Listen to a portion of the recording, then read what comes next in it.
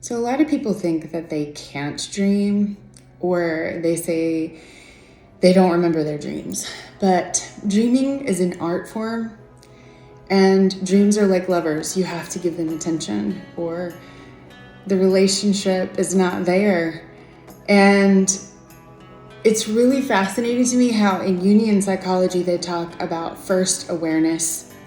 That's when our outer world, our outer focus is so dominant over like the mundane things that we have to get done in our life that sometimes the dream state can go dormant. And what I'm going to be teaching a week from today is all these techniques where you can reestablish a relationship with your dreams. And dreams are really, really powerful ways of healing. And they help us get back in touch with ourselves so that we can be whole and we can bring the pieces of ourselves back together.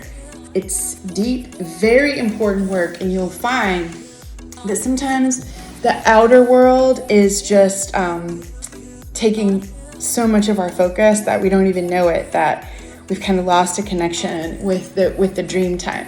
Now, it is going to be easier for some people than others, of course. Just like any skill, talent, or technique, some people are just born dreamers and it comes very natural to them, just like music might be for someone, or painting, or dance, or anything. But anyone can develop this as a skill set and an art form if you want to.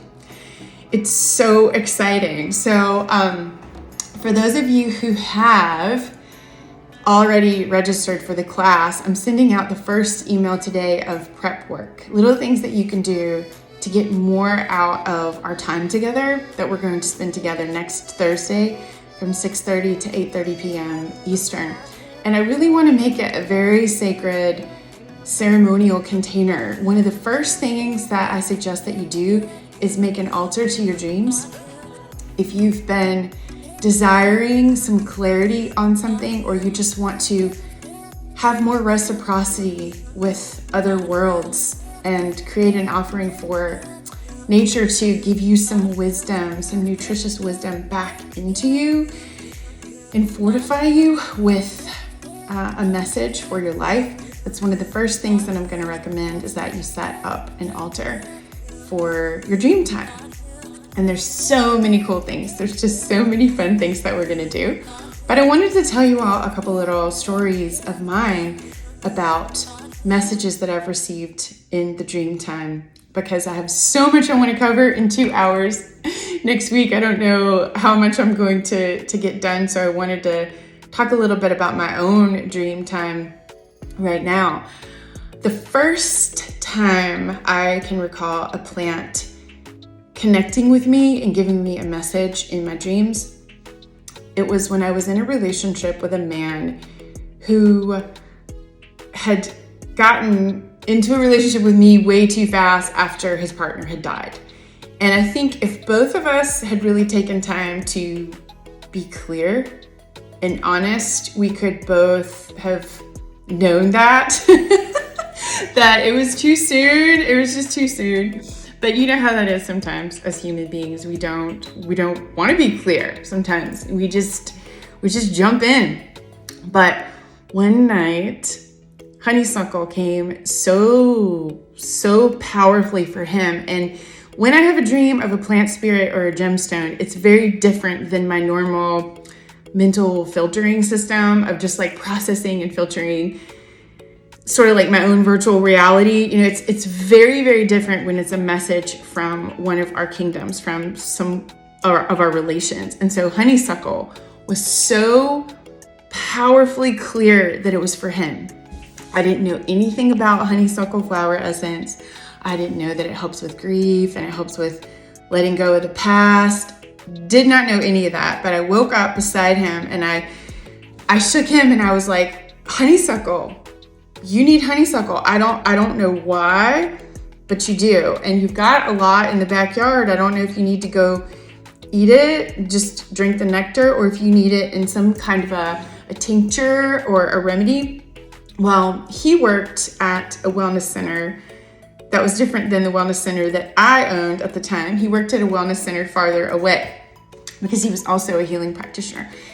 And he called me later on that day and he said, you knew what honeysuckle is for. It's for grief. You had to know. And I was like, I didn't. But that's how they can work. They can work so powerfully, and they can come in and tell you, I'm for this person. I can help with this situation. I want them. And then every time that happens, it's not like I have all the answers. It's not like I have it all figured out. I'm just like, this is for you. It came. Do what you will with this information. And then last year, two people that I dearly love, two people that I adore, went through an extreme loss of a child.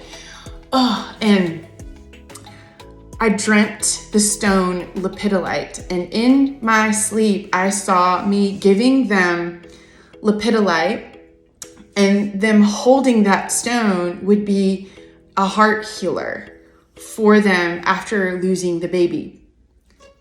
I woke up from that dream. It was a Saturday morning. I drove straight to Marie Anderson Whitehurst, walked in her rock shop, and there was the stone that I'd seen in my dreams.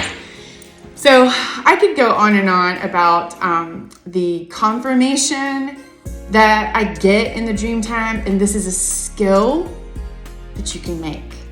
This is not just for the chosen few. This is an art form. This is a skill set. I'm gonna teach you. I'm gonna teach you how to do it. So the other thing that I wanted to share is many of you know that my husband just recently had surgery on his retina.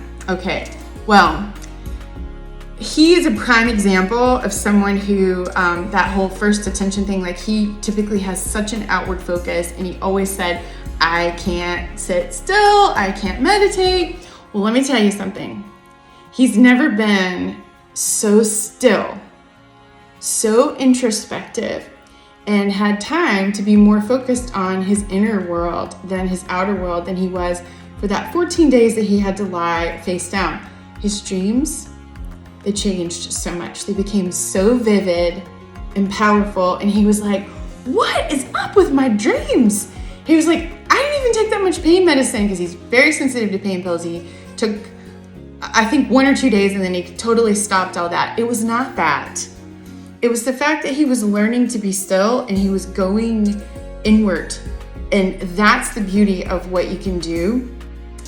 I have so many cool stories about being taught in the dream time. And have you ever had a teacher, if you're learning energy work or any kind of like deep spiritual practice, have you ever had a teacher and you're in class with that particular teacher in the dream time? Yeah, lots of times you are learning, you are working, doing very, very deep, intense work in the astral plane. We're also going to talk about the different levels of your energy field and how we're working with the astral body when we're working on this level. It's so fun. I love it so much, and I hope that you can join us. And if you are requiring clarity on a particular dream that is recurring, or if something's coming up in your dream state that's dark, I want you to remember this too. Be curious about those dark messages. Those are healers too. We do not have to push against that or be afraid. In Taoism, they talk about, I think they call it demon chasing. But if you go into your dream state, you're going to hunt them down. You're going to face the darkness. It can transmute and transform that into something beautiful, into a gift for you.